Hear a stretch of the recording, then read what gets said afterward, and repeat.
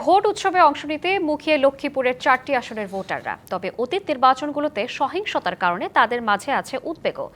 Vote উৎসব নির্বিঘ্ন করতে দাবি জানিয়েছেন সর্বোচ্চ নিরাপত্তা ব্যবস্থার। জেলায় 496 কেন্দ্রের মধ্যে 220টিকেই ঝুঁকিপূর্ণ চিহ্নিত করে আলাদা নিরাপত্তা নেওয়া হয়েছে, জানিয়েছে প্রশাসন।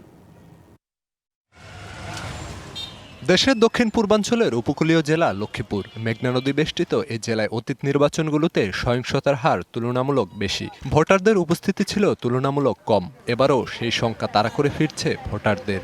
এই ডাকাডাকি মারামারি হইতো, ঠিক মতো ভোট হইতো না, ঠিক মতো ওই ইলেকশন করা যাইতো না। চরাঞ্চলে কিন্তু ডাকাতদের ক্ষমতা খুব বেশি। ওই ডাকাতদের উপরে কিছু কিছু দল এখন নির্ভর করতেছে ভোট ডাকাতি করার জন্য।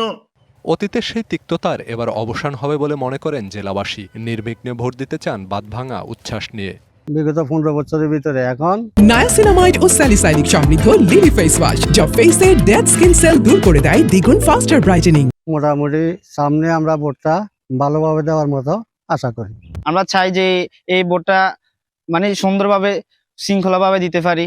জেলা নির্বাচন কমিশন বলছে, লক্ষ্মীপুরে মোট 496টি কেন্দ্রের মধ্যে 220টিকে ঝুঁকিপূর্ণ হিসেবে চিহ্নিত করা হয়েছে। এর মধ্যে সদরের 9টি ইউনিয়ন আর রায়পুর উপজেলা নিয়ে গঠিত লক্ষ্মীপুর 2 আসনের 151টি কেন্দ্রের মধ্যে 112টি ঝুঁকিপূর্ণ, আর সব মিলিয়ে অতি ঝুঁকিপূর্ণ কেন্দ্র 120টি। সুষ্ঠু ভোট নিশ্চিতে ঝুঁকিপূর্ণ কেন্দ্রগুলোতে বিশেষ নজরদারি থাকবে বলে জানিয়েছে পুলিশ। যারা ডিউটি করে তাদের বুকের মধ্যে ক্যামেরা রয়েছে। সারাটা দিন ব্যাপী 24 ঘন্টায় আমাদের টহল পার্টি রয়েছে এবং রাতের বেলা আমরা মোবাইল টিম আমরা বাড়িয়েছি। আর নির্বাচনকে কেন্দ্র করে আমরা প্রতিটা থানা এলাকায় আমরা ফোর্সের সংখ্যা বাড়িয়েছি, অতিরিক্ত ফোর্স মোতায়েন করেছি। যে কোনো পরিস্থিতি মোকাবিলায় সর্বোচ্চ প্রস্তুত জেলা প্রশাসনও। DBC news desk.